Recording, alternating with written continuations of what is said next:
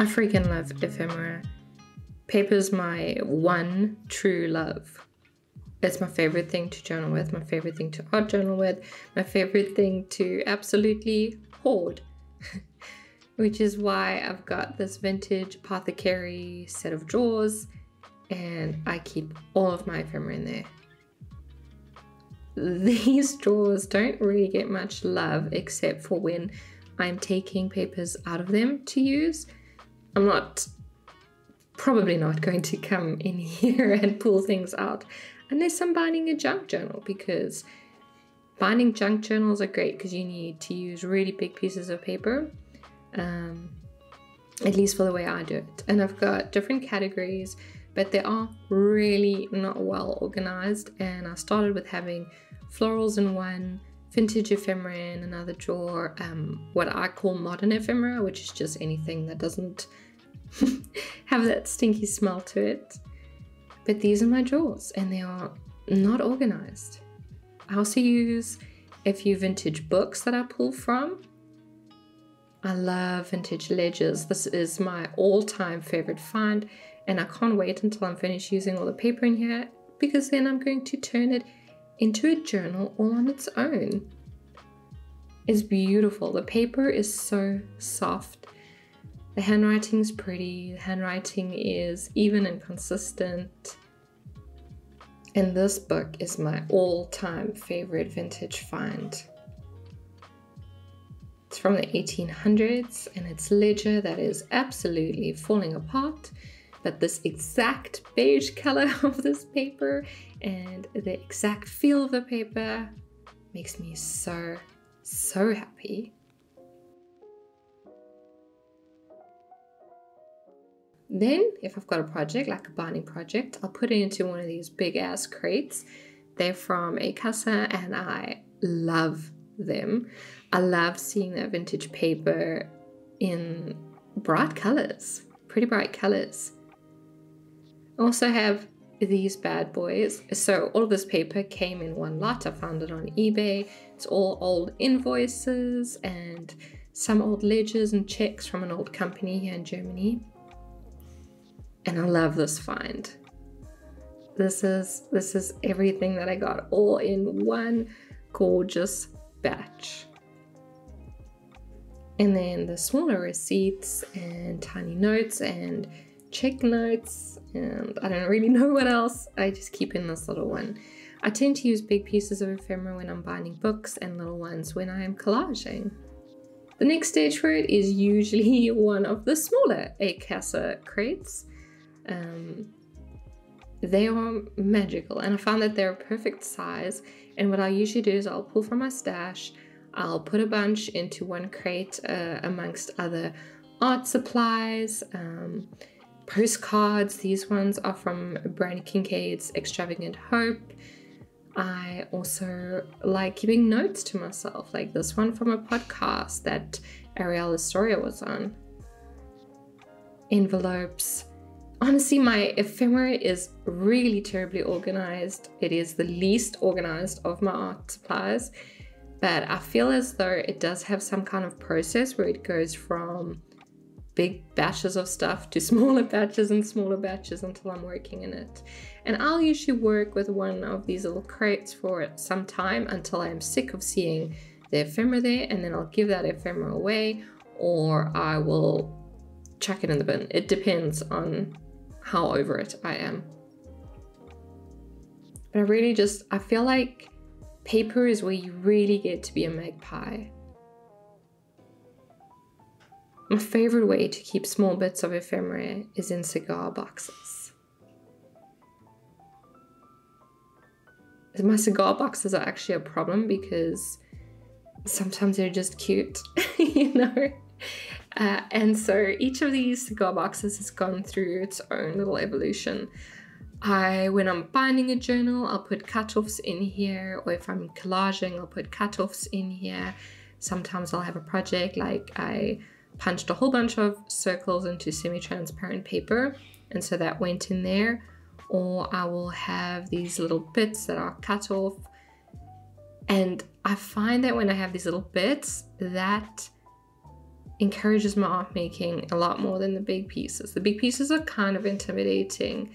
I live in Germany, and so I have essentially unlimited access to vintage paper and to paper that's in great granny's attic that she's never used, that she, you know, Germans love keeping records, and so it's really easy for me to find vintage paper with beautiful handwriting on. But I often find that having so much choice hinders creativity. And so if it goes down this little process of smaller and smaller little containers for it, the more chance there is that I'm going to use it. If I'm really lazy, I'm just going to put in one of these clear trays.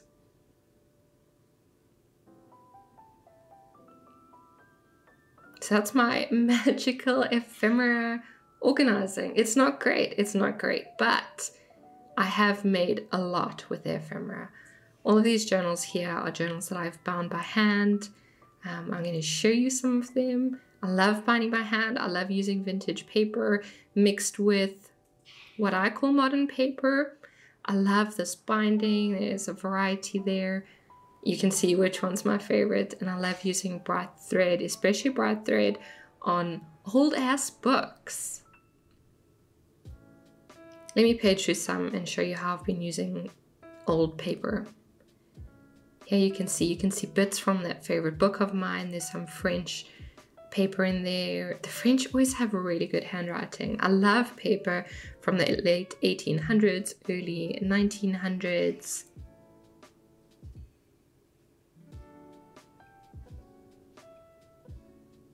Also love using tissue paper. This journal's actually finished. And I found that book in South Africa, just in a secondhand bookstore, you know, nothing special.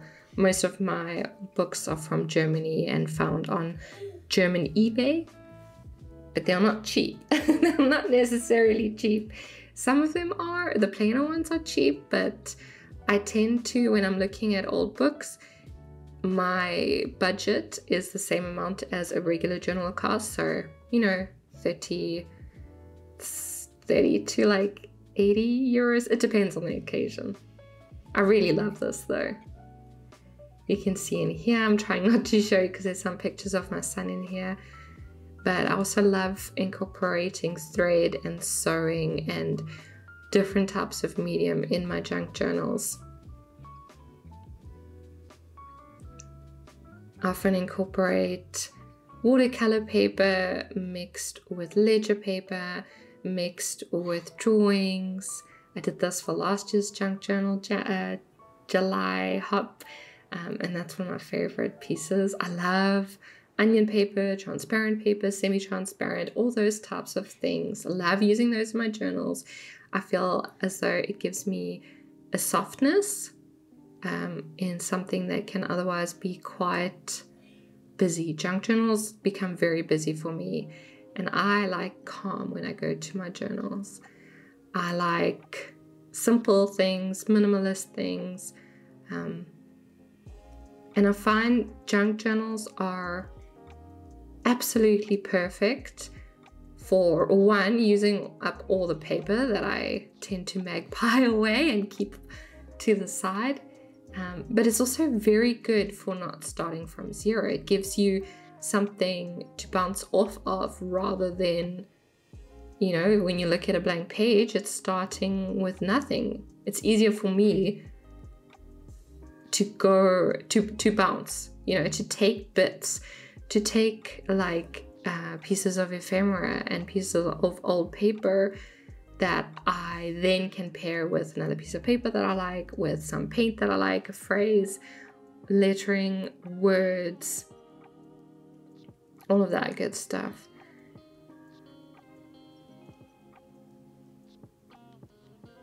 Junk journals also don't need to be in big books. My favorite ones are when they're very simple and there really are a variety of papers all bound together. This one has wrapping paper, old paper. I am kind of a one-trick pony. I love the same things over and over again. Also like adding my own photos, especially when they're black and white, especially when they are flowers. And just a collection of that, and then I can go off of that.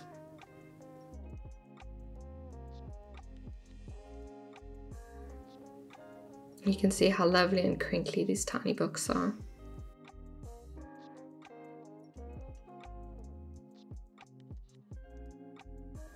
There's also one way of doing it where I made the outside thick and I covered it with fabric. I love covering books in fabric.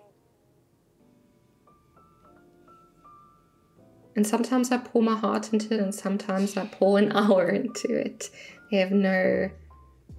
There's just whatever I feel like and whatever I need in that moment.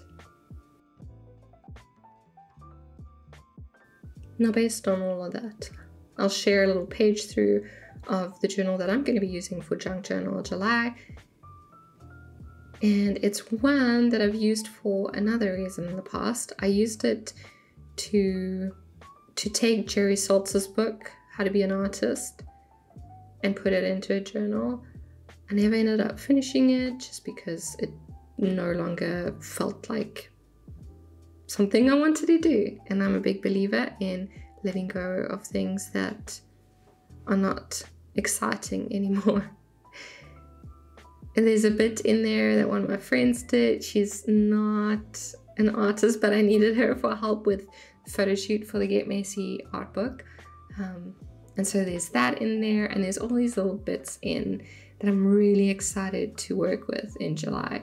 Sometimes we make journals that don't speak to us anymore, and we'll pick them up years later, and they're going to be really sitting on our hearts. And that's what this journal is, and I'm really excited to work with her again and turn her into something that I need now and for the season of life that I'm in.